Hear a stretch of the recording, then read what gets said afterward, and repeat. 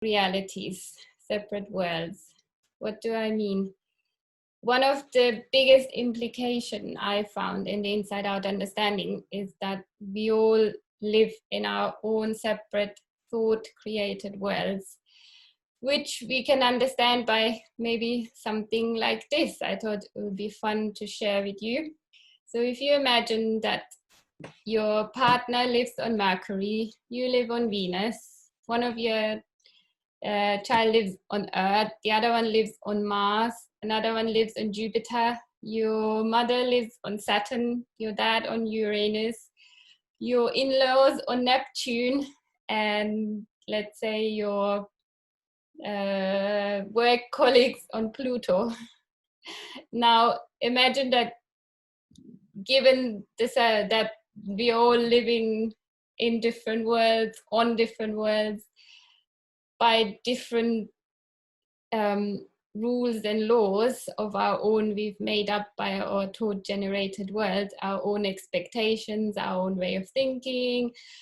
There's a huge difference between Mercury and Venus, you can just see visually. So in that same way, our thought generators realities are only known by can only be known by the other person as much as we've shared with them. So let's say you've shared with your partner that you don't like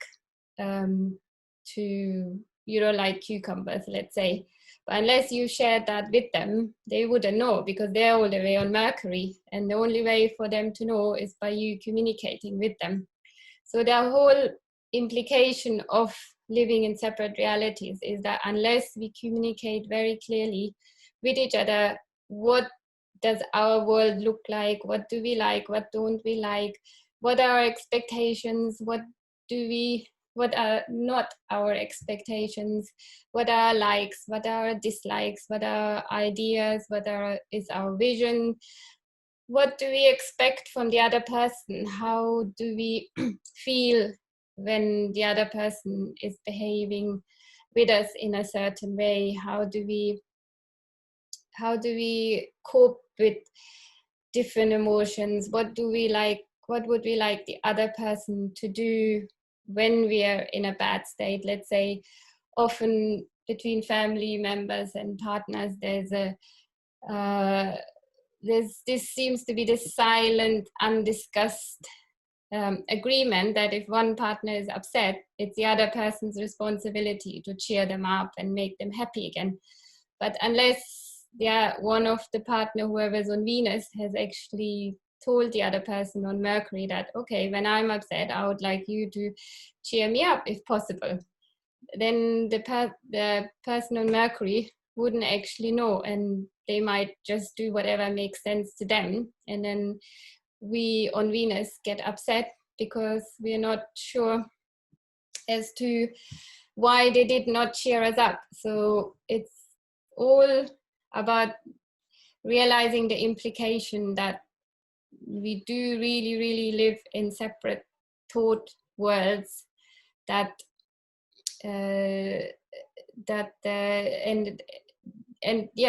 the only way for one person to know what's going on in the other person is to verbally tell them, or I guess you could write it, or you can express it in maybe other forms, but telling each other clearly what our expectations are from each other, or what our expectations not are, helps to relieve a lot of the frictions we feel with each other. Yesterday actually was interesting on the Facebook Live I did with my fellow coach Shez. He asked about relating to this, exactly the scenario of, okay, let's say I get up in the morning and I'm really stressed because I need to log on to my work, I haven't had breakfast, and the computer is not turning up, and then the next thing happens is like my daughter walks in and she says, oh daddy, my laptop is broken, I can't turn it on. And then he said like, my wife is calling from the kitchen, oh, did you get that milk last night? And he's saying, oh, how does knowing about separate realities help you in that moment? But one way it helps you, having realized beforehand that your daughter doesn't know in what kind of state you are in necessarily. She doesn't know that you're just about to need to start work and your laptop is not turning on.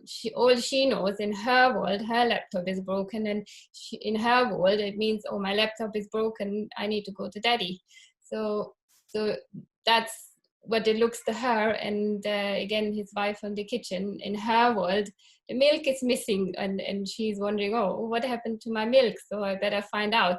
So it's because it's like, yeah, somebody shouting for Mercury, somebody shouting for Venus, and somebody is all the way up from Earth shouting something else. So, but realizing in that moment that, okay, they're out there to deliberately wind me up the wrong way. They're actually unawarely living in their own separate realities, and if they haven't realized about all the separate realities, or haven't picked up the clue at that moment that, oh, okay, daddy's actually stressed, or my partner is actually stressed, so I shouldn't bother them at that time, they will just say whatever comes to them in that moment. So this is how this implication comes into our life. And even if one of the three persons realizes that, okay, we're all living in a separate reality, they can actually calm down the whole situation by just saying, look, sorry, both of you, right now I need to log on to my work. And you can say it in a calm and controlled manner, rather than losing it and snapping at them for not realizing that you are in a stressful state. But you can feel compassion for them, that, okay, they are just living in their own world over there on Earth and Mercury, and they didn't realize that Venus was about to have a big explosion. So let me just tell them in a calm way, not right now, I have other priorities I need to attend to right now, I cannot just delay, so you need to come back to me later. So that's how the realization of separate realities actually diffuses family flare-ups and makes them less common and unnecessary. But just one person realizing about the reality of separate world.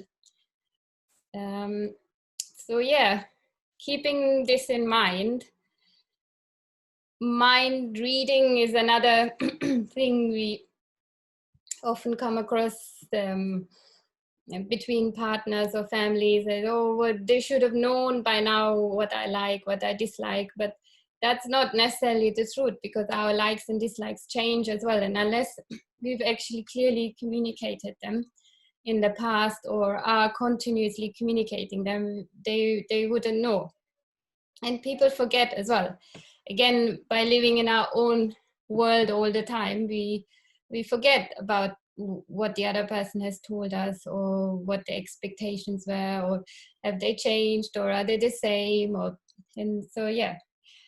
Mind reading is a sort of side effect of not realizing that people live in separate realities. And as soon as we become aware of it, the less mind reading we will do, and we will expect from others. So we'll stop expecting people to read our mind, and we'll stop trying to read other people's mind, but we will actually ask them, what is on your mind, or what did you have in mind, and clear it up before it becomes an issue.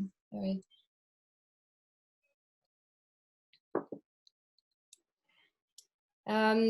Yeah, so another implication of realizing separate realities, knowing that we have to communicate very clearly to expect a clear outcome, and avoid all the misunderstandings and mind reading misconceptions. And yeah, the other part of separate realities is that we need to train people how to treat us. So unless we train them that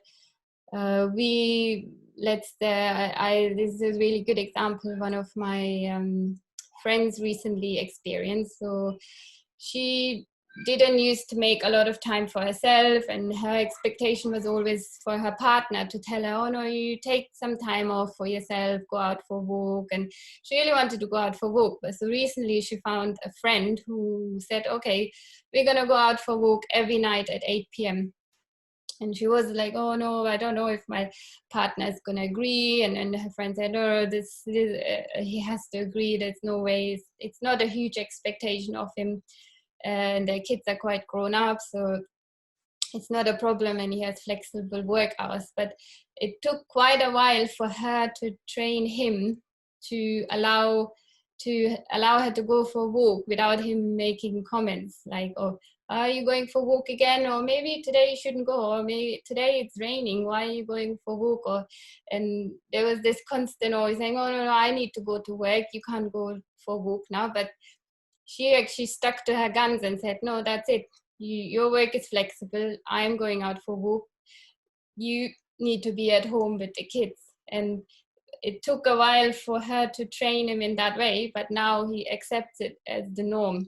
But if we don't do that and we wait for our partner to say, oh, darling, why don't you go for a walk every day at 8 p.m.? It's not going to happen. It might happen in some rare circumstances, but it's about training them how to treat you. So it's completely okay for you to go for a walk to actually benefit everyone by you being healthy and fit, and being able to be there for your family without getting sick. It's not a selfish sort of expectation. So yeah, within reason, we do need to train other people how to treat us. Yeah, another example that's for myself, I like to have one weekend a month off, just because I'm homeschooling 3 kids and working as well. So I need just some downtime. So I'm training my husband at the moment that, okay, from now on, it's got to be the norm that 1 month a week, 1 weekend a month, I'd like to have off, and he can take the kids to his brother's place, which is not a problem. And so I made it easy as well for him to do. And but there was some resistance, but slowly you can train people how to treat you within reason. Yeah, and the other amazing thing with separate realities is that you don't have to agree to love each other. The love can be can be there all the time, even if you disagree. So we can actually discard that idea that the other person needs to do what you want them to do and how you want them to be, so you can love them.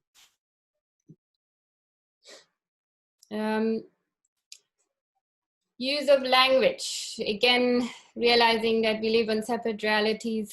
Somebody on Venus has a different language, somebody on Mars has a different language.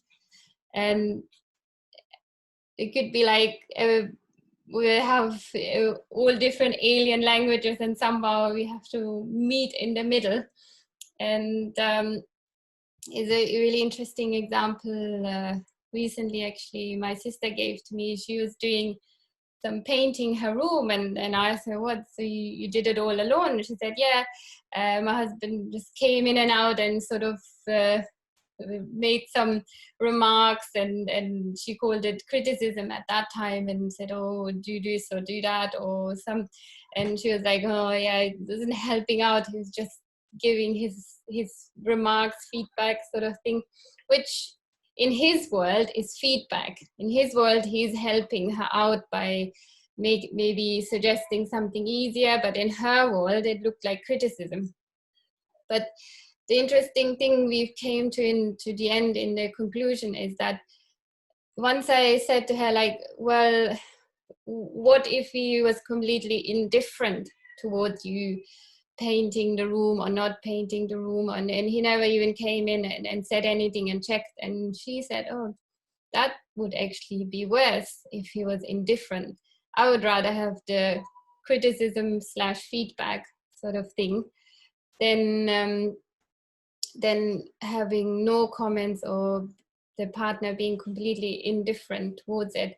So it's again about in one world it's feedback, in another world it's criticism. So it's about looking what does the reality of that person looks like, and then ask them. Or again, then if you really don't like those sort of comments, then train your partner, your family to treat you in a different way. But it has to come from you.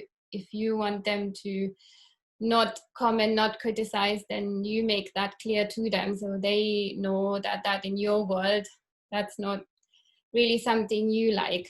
But be careful about then them going maybe the other way of becoming completely indifferent or becoming insecure about saying anything, and that also might not be the ideal relationship. So there needs to be a balance, and always look, if whenever we look at criticism, look at what is the intention behind the person. Some people really don't have good intentions, but some people have good intention, I think, a lot, but the way they bring it across can be so harsh, and the way they use their words is that we don't pick up on the fact that it's actually meant in a good way. So always put it in the whole world, like in their world, are they really a person that has mean intentions?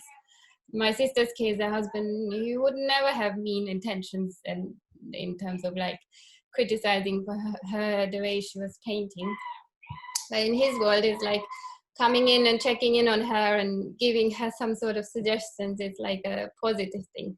So the other example I had here was like, for whenever I make a cake, my husband, he suggests some improvements in the cake, and I used to be like, oh, what is no cake ever good enough? And he was like, no, it's feedback. And I remember my brother-in-law was sitting there one day, and he even went like, oh, you and your feedback all the time. But that made me realize that, okay, in his world, his intention is really like to make it better, because it's also in terms of his character and the jobs he worked in, it's like about improving systems all the time. So his mindset is very much about how to give people feedback so they can keep on improving their products or improving their technology in his world. But for then, I guess the cake was like,